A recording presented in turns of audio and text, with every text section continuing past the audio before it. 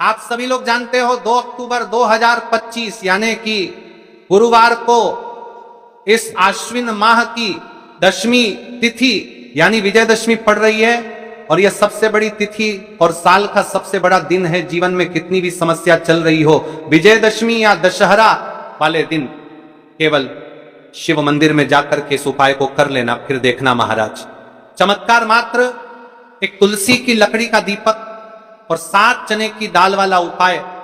आश्विन मास की विजयदशमी है और यह सबसे बड़ी तिथि है क्योंकि यह आश्विन माह में पड़ने वाले तिथि है और यह साल का सबसे बड़ा दिन है। जीवन में कितनी भी समस्या चल रही हो, विजयदशमी तिथि के दिन कर लेना यह छोटा सा उपाय, हर मनोकामना पूर्ण होगी। देखिए, इस तिथि का सबसे बड़ा और विशेष महत्व होता है। जीवन में जो भी समस्या चल रही है, महाराज विजयदशमी तिथि के पावन पर्व पर मात्र एक तुलसी की लकड़ी का दीपक और 7 चने की दाल वाला उपाय, विजयदशमी तिथि गुरुवार के दिन इस उपाय को अवश्य करना चाहिए। देखिए, ये आश्विन माह की विजयदशमी है। आप सभी को पता है, यह साल में केवल एक बार ही आती है। इस दिन केवल यदि इस एकमात्र उपाय को कर लेते हैं तो महाराज जो भी हमारे जीवन में जो समस्या चल रही है, धन संपदा में कमी, कार्य में वृद्धि न होना, घर में दुख कष्ट, सारी समस्या समाप्त होती है क्योंकि यह उपाय एकमात्र आश्विन मास की विजयदशमी और विशेषकर 10वीं तिथि पर किया जाता है। पूरा साल निकल गया हो, आपने इस उपाय को आज तक किया ही ना हो, तो महाराज विशेषकर मेरी माता बहन इस अश्विन मास की विजयदशमी यानी कि दशहरा वाले दिन उपाय को अवश्य कर ले। ऐसे मौके बार बार नहीं मिलते। देखिए महाराज, यदि हम इस आश्विन माह की विजयदशमी दशहरा वाले दिन अपने गांव के शिव मंदिर में या किसी भी आसपास के शिवालय में इस उपाय को करते हैं तो महाराज आपके जीवन में कितनी बड़ी भी समस्या क्यों ना हो, वह एक एक करके नष्ट हो जाती है। क्योंकि शिव महापुराण की कथा में उल्लेख है कि विजयदशमी यानी दशहरा वाले दिन का सबसे बड़ा और विशेष महत्व होता है। तो आपको या फिर आपके घर के किसी भी एक सदस्य को इस दिन शिव मंदिर में है, छोटा सा कार्य तो अवश्य ही करना चाहिए। यदि आप इस उपाय को करते हैं तो हमारे जीवन में चल रही कठिनाइयों समाप्त होती है, जैसे कि पितृदोष, काल सर्प दोष, वास्तु दोष। उसी प्रकार से हमें मात्र एक तुलसी की लकड़ी का दीपक और 7 चने की दाल वाला उपाय को करना है। 2 अक्टूबर गुरुवार सबसे बड़ा दिन, अश्विन माह 10वीं तिथि और दशहरा यानी कि विजयदशमी पर करना है। ऐसे मौके बार बार नहीं मिलते, केवल वर्ष में एक बार ही इस उपाय को करने का मौका मिलता है। देखिए, आज की इस कथा से हम आपको जो उपाय बता रहे हैं, उस उपाय को आपको अश्विन माह की विजयदशमी पर करना है। आज की इस कथा से हम दशहरा वाले दिन आपको इस उपाय को अवश्य करना है, क्योंकि यह उपाय केवल विशेष तिथि पर और विशेष पावन पर्व पर ही किए जाते हैं। और देखिए, यदि इस उपाय को आपका घर का कोई एक व्यक्ति भी कर लेता है तो महाराज जी पूरे घर परिवार में चल रही समस्या साथ में समाप्त होती है। सबसे पहले आपको हम इस उपाय का महत्व बता देते हैं। तुलसी की लकड़ी का दीपक घर में माता लक्ष्मी का स्थायी वास करती है, क्योंकि यह समर्पण वाला उपाय है और इस उपाय को हम विजयदशमी के दशहरा के दिन पर कर रहे हैं। तो महाराज यदि लक्ष्मी की समस्या है तो वह समस्या भी समाप्त होगी, जो आपकी मुश्किल समस्या समाप्त होती हैं। और चने की दाल यह शुभ का संकेत है, यानी विवाह में अड़चन आ रही है या फिर कोई कार्य में, तो उसमें अवश्य सफलता प्राप्त होगी। इस उपाय को करने का तो फल हमें मिलता ही है, लेकिन यदि किसी विशेष तिथि पर किया जाए तो उसका भी हमें फल प्राप्त होता है। आश्विन माह, यह महीना बड़े बड़े पूजा पाठ और अनुष्ठान को समर्पित किया जाता है, क्योंकि इस माह में बुराई पर अच्छाई की जीत हुई थी। तो देखिए महाराज जी, हमने हमारी पिछली बार की कई सारी शिव महापुराण की कथाओं में आपको इस उपाय को अच्छे तरीके से बताया भी है और समझाया भी है, लेकिन आज एक बार फिर से हम आपको इस उपाय को समझाएंगे, क्योंकि 2 अक्टूबर गुरुवार का दिन सबसे बड़ा और विशेष दिन है। देखिए, यदि आपने इस मात्र एक तुलसी की लकड़ी का दीपक और 7 चने की दाल वाला उपाय को कर लिया तो आपको इस उपाय का वह फल मिलेगा जिसकी आपने कभी कल्पना भी ना करी होगी। देखिए महाराज जी, जो मनोकामना बड़े बड़े पूजा पाठ से पूर्ण नहीं होती, वह केवल इस आश्विन माह की विजयदशमी, दशहरा, दशमी तिथि वाले दिन मात्र एक तुलसी की लकड़ी का दीपक और 7 चने की दाल वाला उपाय को करने से पूर्ण हो जाती है। देखिए, मेरी कई सारी माताएं बहनें हैं जिन्हें पता भी नहीं है कि उनके जीवन में जो समस्या चल रही है उसका कारण क्या है, यानी कि मुख्य कारण क्या है, किस वजह से यह समस्या है। मतलब भाई जीवन में जो अटकने आती हैं, जिनका कारण अक्सर हमें पता ही नहीं चलता। देखिए महाराज, आपके जीवन में जो भी समस्या चल रही है, वो कालसर्प दोष, वास्तु दोष, या फिर कोई अन्य समस्या, आपके घर में माता लक्ष्मी का स्थायी वास ना होना, बार बार लड़ाई झगड़ा या फिर विवाद होना, यह सबसे बड़ी समस्या है। तो महाराज, यदि हम माता रानी के इस पावन पर्व पर, इस अश्विन माह में विजयदशमी, दशहरा, दशमी तिथि के दिन इस उपाय को करते हैं, तो जो भी समस्या चलिया रही है वह सारी समस्या समाप्त। इस उपाय को आपको किस प्रकार करना है, सामग्री कहां से लेनी है, किस समय करना है, कैसे करना है, ठीक है, तो आपको इस कथा के अंतिम तक बने रहना है। देखिए, हम राशि से जुड़ा भाग्य भी बता रहे हैं और भाग्य में चल रही परेशानियों को भी बता रहे हैं। तो यदि आप अपनी राशि से जुड़ा भाग्य जानना चाहते हैं तो अपना नाम और अपनी राशि कमेंट बॉक्स में अवश्य लिखें। तो चलिए भक्तों, अब चलते हैं उस विशेष उपाय की तरफ जो आपको कल इस विशेष तिथि पर करना है। और इस विशेष पावन पर्व पर हम जिस उपाय की चर्चा करने जा रहे हैं वह अत्यंत ही दुर्लभ और शक्तिशाली है।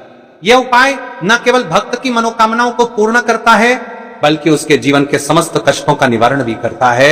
उपाय की सामग्री देखिए महाराज, मात्र तुलसी की लकड़ी से बना दीपक, तुलसी की लकड़ी का दीपक। तुलसी माता का वर्णन शास्त्रों में अत्यंत पवित्र माना गया है। तुलसी के बिना कोई भी पूजन अधूरा है। यद्यपि शिवजी को तुलसी अर्पित नहीं की जाती, परंतु तुलसी की लकड़ी का उपयोग जब दीपक के रूप में किया जाता है तो यह विशेष ऊर्जा उत्पन्न करती है। देखिए महाराज जी, अब हम बात कर लेते हैं सबसे पहले उपाय के बारे में। तो देखिए, तुलसी की लकड़ी का दीपक, कई सारे लोग प्रश्न करेंगे कि महाराज जी, ना ही शिव जी को तुलसी समर्पित कर सकते हैं और ना ही इस उपाय को किया जाता है। तो देखिए, इस उपाय को आपको शिव मंदिर की चौखट पर करना है। ये जो दीपक हम प्रज्वलित करेंगे ये शिव मंदिर की चौखट पर करेंगे। तुलसी का संबंध आध्यात्मिक शांति, मानसिक स्थिरता और रोगनाश से है।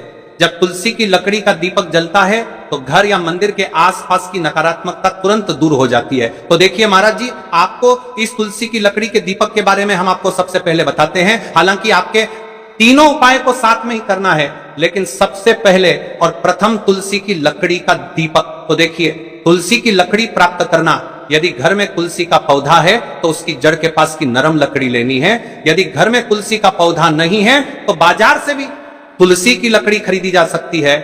कई सारे घरों में तुलसी का वृक्ष नहीं होता है, तो आप यह भी कर सकते हैं।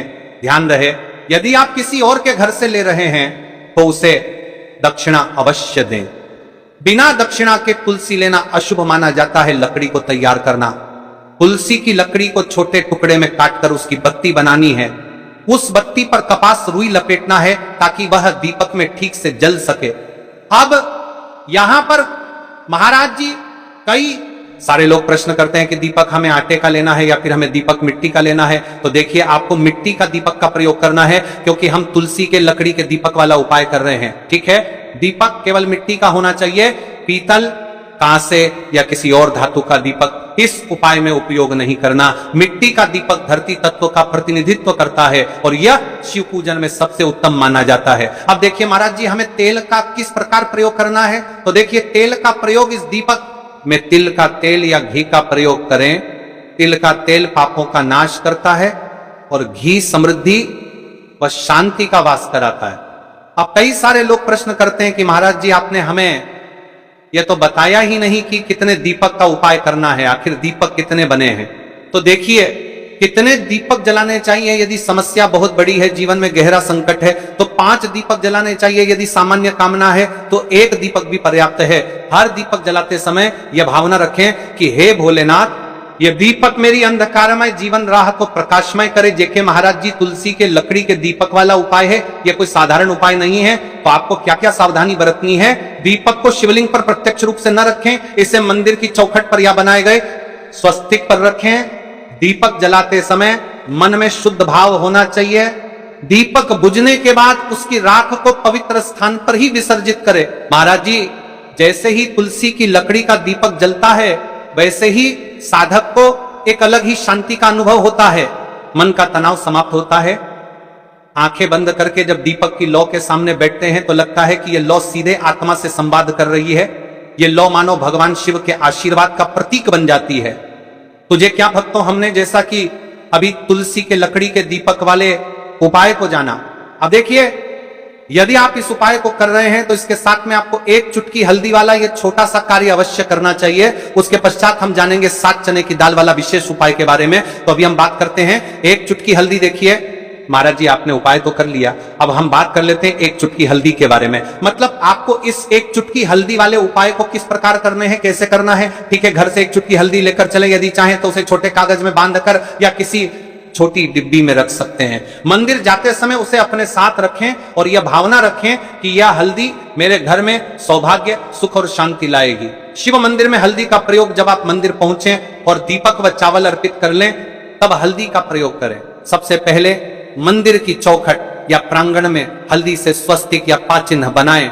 यह चिन्ह शुभता और मंगल का प्रतीक है। इसके बाद तुलसी की लकड़ी वाले दीपक को उसी स्वस्तिक पर रखें, दीपक प्रज्वलित करें और मन ही मन प्रार्थना करें। हल्दी का आध्यात्मिक प्रभाव, जब हल्दी का स्वस्तिक बनता है तो मंदिर में एक सकारात्मक ऊर्जा का चक्र उत्पन्न होता है। यह चक्र साधक के जीवन में समृद्धि का द्वार खोलता है।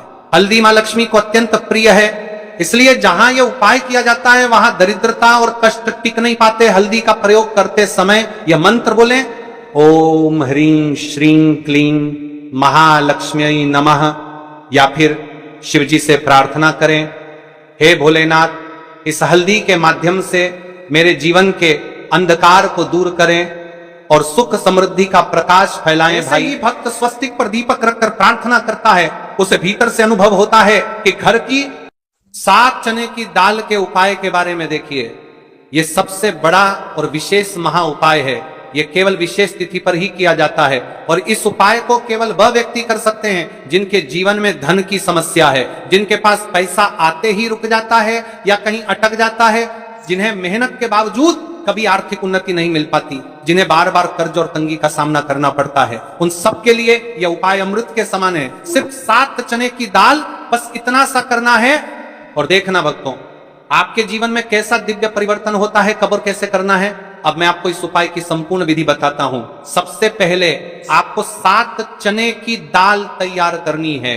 ध्यान रहे, 7 चने की दाल, यानी एक चने में 2 दाने होते हैं, उस हिसाब से बिल्कुल 7 दालें, और इन 7 दालों का कोना टूटा हुआ नहीं होना चाहिए। ये शुद्ध, अखंड और साफ सुथरे होने चाहिए। इस उपाय को भी आपको शिव मंदिर में ही करना है। अब बात कर लेते हैं समय के बारे में, आपको किस समय करना है। इस उपाय को करने का समय 2 प्रकार का है। सुबह का समय, प्रदोष काल का समय। सुबह आप इसे 8 बजे के बाद और 12 करके, सुबह आप इसे मातर के बाद और 12 करके, मातर के बाद और 12 करके, बाद और 12 करके, मातर के बाद और 12 करके, बाद और 12 करके, बजे से पहले कर सकते हैं, क्योंकि इस समय सूर्य पूर्ण रूप से प्रकट होते हैं और वातावरण में ऊर्जा सबसे अधिक होती है। यदि आप प्रदोष काल में करना चाहते हैं तो शाम 5 बजे से 7 बजे के बीच कर सकते हैं। इस समय भगवान शिव का विशेष पूजन काल माना जाता है। शिव मंदिर में पहुंचकर सबसे पहले शिवलिंग का जलाभिषेक करें, बेलपत्र अर्पित करें और फिर 7 चने की दाल भगवान शिव को अर्पित करें। याद रखें, यह उपाय केवल तभी सफल होगा जब आप इसे शुद्ध मन और पूर्ण विश्वास से करेंगे। दाल चढ़ाते समय अपने हृदय की व्यथा भगवान शिव को सुनाएं, उनसे कहें, हे भोलेनाथ, हमारे जीवन से दरिद्रता का नाश कीजिए। जेके महाराज जी, इस उपाय को आप माता रानी के समक्ष भी कर सकते हैं और भगवान विष्णु के समक्ष भी कर सकते हैं। मतलब आप किसी भी भगवान के प्रतिमा के समक्ष या उनकी फोटो के समक्ष इस उपाय को कर सकते हैं। अब देखिए, उपाय को करते समय आपको बोलना है, हमारी मनोकामना पूरी कीजिए, धन का प्रवाह हमारे जीवन में बना रहे। आपका जो ये वाला उपाय है अब यहां पर समाप्त हो जाता है। अब शिव जी को भी आप प्रसन्न कर लेते हो और साथ में गणेश जी को भी प्रसन्न कर लेते हैं। अब घर आकर के आपको छोटा सा कार्य अवश्य करना है। अब भक्तों, केवल मंदिर जाकर उपाय करना पर्याप्त नहीं है, घर लौटकर आपको एक छोटा सा कार्य भी करना होगा। घर में जो भी आपका शिवलिंग है, पिंडी है, या फिर यदि शिवलिंग नहीं है तो आपका छोटा सा मंदिर है, वहां पर जाकर भी आपको जल चढ़ाना है और भगवान को प्रणाम करना है। साथ ही घर के मुख्य द्वार पर एक दीपक प्रज्वलित करना है। यही दीपक आपके घर की लक्ष्मी को स्थिर करता है और दरिद्रता को बाहर निकाल देता है। त्र्यंबकम यजामहे सुगंधिं पुष्टिवर्धनम उर्वारुकमिव बंदनान मृत्युर्मुक्षीयमामृतात्। यदि भक्तों आपको यह हमारा उपाय अच्छा लगा हो तो चैनल को सब्सक्राइब करें और वीडियो को लाइक अवश्य करें। और हाँ, यदि आप हमारे द्वारा बताए गए रोज के उपाय देखना चाहते हैं, रोज के दिनांक के उपाय, तो आप हमारे इस चैनल को सब्सक्राइब करें और वीडियो को अन्य में आता है बहनों को शेयर अवश्य करें, ताकि वह भी इस उपाय को करें और अपने जीवन में चल रही परेशानियों को समाप्त करें और आपके ऊपर भोलेनाथ की कृपा बनी रहे।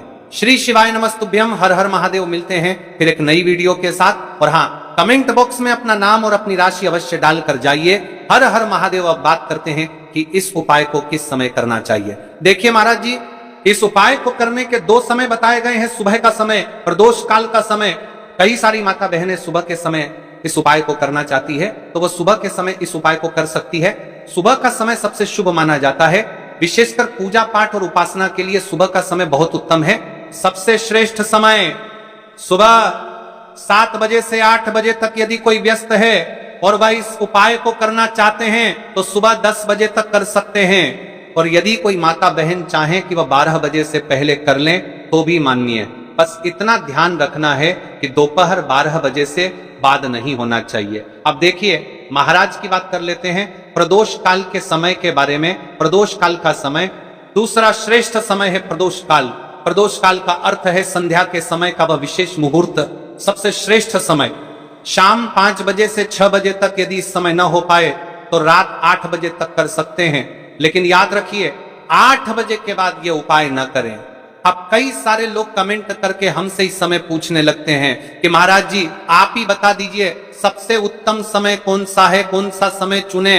जिस भी समय आपको सबसे सर्वोत्तम लगे कि मुझे इस समय इस उपाय को करना चाहिए, तो आप उसे समय कर सकते हैं।